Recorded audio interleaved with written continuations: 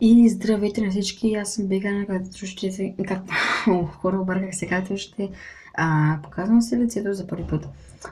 И този клип, за който го правя е... защото го правя е, че ми изгоря видеокартата и затова няма толкова дълго клипове в моят канал. Ето сега вече има един, след един месец и нещо. Така видеокартата, понеже ми изгоря, защото разсипах вода върху моят компютър. И единството, което изгоря, което се щупи и изгоря, беше само и единствено видеокартата. Не знам как стана, но разлях върху целия. Хора, знаете ли какво? Целият компютър се напълни с вода, а само видеокартата изгоря. Не знам как стана тази работа, но поне само видеокартата. Ще си купувам нова видеокарта, като знаете, сега вече знаете. И отдолу в описанието ще има линк към сайтът, от който може да се закупите. Карта се казва Asus. Опизнете ми, съборих една количка. Не мога да ви покажа ето я. И аз съм за каква точно, но просто си играя с нея. Сега в момента. И картата се казва Asus, чипът и е на Nvidia и струва приблизително 2600 евро.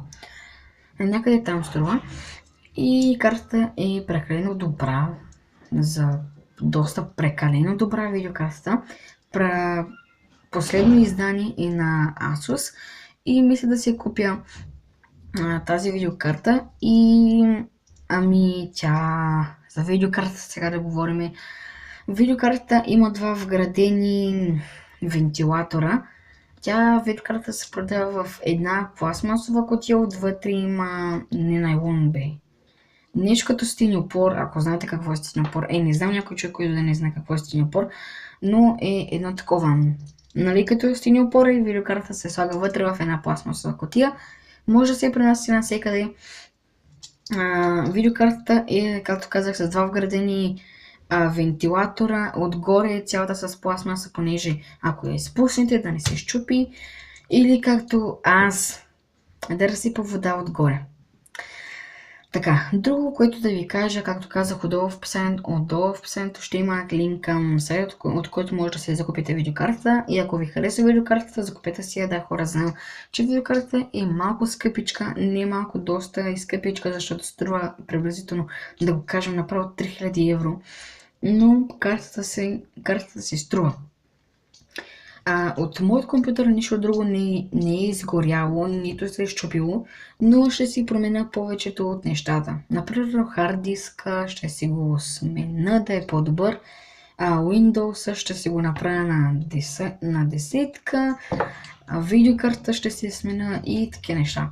Това беше всичко от този клип, хора. Надявам се да ви хареса. Ако ви хареса коментарите, споделяйте, абонирайте се. Казайте на другите си приятели, че вече имам видеокарта, ще си купувам видеокартата и ще правя нови по-добри клипове с по-добро качество.